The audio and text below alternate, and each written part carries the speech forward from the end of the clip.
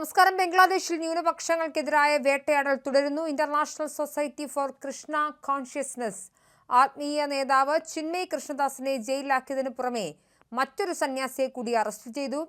ചിറ്റോഗ്രാമിലാണ് സംഭവം നടന്നത്. ചിന്മയ് കൃഷ്ണദാസിനെ ജയിലിൽ പോയി സന്ദർശിച്ച ശ്യാംദാസ് പ്രഭു എന്ന സന്യാസിയാണ് അറസ്റ്റ് ചെയ്തത്. ഔദ്യോഗിക വാറണ്ടില്ലാതെയാണ് അറസ്റ്റ്. ആരെ വേണമെങ്കിലും അകത്തിടാനുള്ള സാഹചര്യമാണ് ബംഗ്ലാദേശിൽ ഇപ്പോഴെന്നാണ് പരാതി. മറ്റൊരു ബ്രഹ്മചാരി ശ്രീ ശ്യാംദാസ് പ്രഭുവിനെ ചിറ്റഗ്രാം പോലീസ് അറസ്റ്റ് ചെയ്തു. ഇസ്കോൺ കൊൽക്കത്ത വക്താവും വൈസ് പ്രസിഡന്റുമായ രാധാറാം ദാസ് ആണ് അറസ്റ്റ് വിവരം എക്സിൽ പോസ്റ്റ് ചെയ്തത്. ഇസ്കോൺ ആത്മീയ നേതാവ് ചിന്മയ് കൃഷ്ണദാസ് അടക്കം 17 പേരുടെ ബാങ്ക് അക്കൗണ്ടുകൾ ബംഗ്ലാദേശി അധികൃതർ കഴിഞ്ഞ ദിവസം മരവിപ്പിച്ചിരുന്നു. 30 ദിവസത്തേക്കാണ് ബംഗ്ലാദേശി ഫിനാൻഷ്യൽ ഇന്റലിജൻസ് യൂണിറ്റാണ് നടപടി സ്വീകരിച്ചത്. 17 ഹിന്ദു നേതാക്കളുടെ അക്കൗണ്ടുകളുടെ എല്ലാ ഇടപാടുകളും നിർത്തിവെക്കാൻ ബാങ്കുകൾക്ക് നിർദ്ദേശവും ലഭിച്ചിട്ടുണ്ട്. മുഴുവൻ സാമ്പത്തിക ഇടപാടുകളുടെയും രേഖകൾ പരിശോധിക്കാനും തീരുമാനമായി. ചിന്മയ് കൃഷ്ണദാസ് നേരത്തെ ഇസ്കോണിന്റെ വക്താവായിരുന്നു. അദ്ദേഹത്തെ തിങ്കളാഴ്ച രാജ്യദ്രോഹ കേസിൽ ധാക്ക ഹസാരത്ത് ഷാജലാൽ അന്താരാഷ്ട്ര വിമാനത്താവളത്തിൽ വെച്ച് അറസ്റ്റ് ചെയ്തിരുന്നു. ചിറ്റോഗ്രാമിൽ ഒക്ടോബർ 25 നടന്ന റാലിയിൽ ബംഗ്ലാദേശി ദേശീയ പതാകയ്ക്ക് മുകളിൽ കാവിക്കൊടി ഉയർത്തിയെന്നാരോപിച്ചാണ് രാജ്യദ്രോഹ കുറ്റം ചുമത്തിയത്.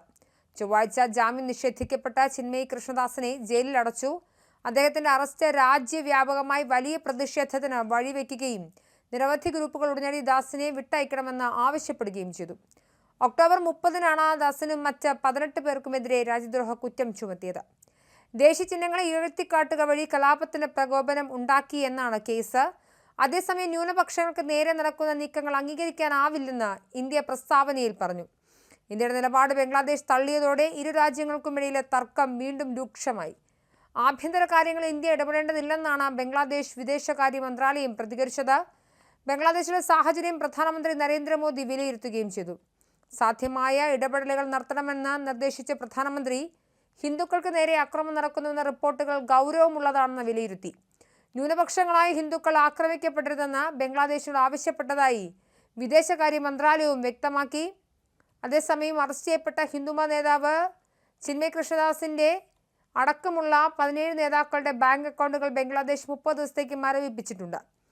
ഇസ്കോൺ എന്നത് ഒരു പൊതു പ്രവർത്തന NGO പോലെ പ്രവർത്തിക്കുന്ന ഒരു സംഘടനയാണ്. ഇവരെ സംബന്ധിച്ചിടത്തോളം നിരവധി സാമൂഹിക പ്രവർത്തന മേഖലകളിൽ ആളുകളെ സഹായിക്കുന്ന സംഘടനയാണ്. ബാങ്ക് അക്കൗണ്ടുകൾ മരവിപ്പിക്കുന്ന സാഹചര്യം ഇത്തരത്തിലുള്ള പ്രവർത്തനങ്ങൾക്കായുള്ള ഫണ്ട് അവർക്ക് എടുക്കാൻ സാധിക്കില്ല എന്ന വിമർശനവും ഉയരുന്നുണ്ട്. ഇതുമായി ബന്ധപ്പെട്ട എല്ലാ പണമിടപാടുകളും റദ്ദു ചെയ്യാൻ രാജ്യത്തെ ധനകാര്യ സ്ഥാപനങ്ങൾക്കും ബാങ്കുകൾക്കും ബംഗ്ലാദേശ് ഫിനാൻഷ്യൽ ഇന്റലിജൻസ് യൂണിറ്റാണ് വെള്ളിയാഴ്ച നിർദ്ദേശം നൽകിയത്. ഇസ്കോണിന്റെ സാമ്പത്തിക ഇടപാടുകൾ പരിശോധിക്കാനും BFIU തീരുമാനിച്ചിട്ടുണ്ട്. നേതാക്കളുടെ പണമിടപാടുമായി ബന്ധപ്പെട്ട രേഖകൾ സമർപ്പിക്കാൻ ബാങ്കുകളോട് നിർദ്ദേശിച്ചു. അതേസമയം ഇസ്കോണിനെ നിരോധിക്കണമെന്നാവശ്യപ്പെട്ടുകൊണ്ട് ബംഗ്ലാദേശിൽ സർക്കാർ സമർപ്പിച്ച ഹർജി ധാക്ക ഹൈക്കോടതി തള്ളിക്കളഞ്ഞിരുന്നു. ഇതും വലിയ രീതിയിൽ വാർത്തയായിരുന്നു.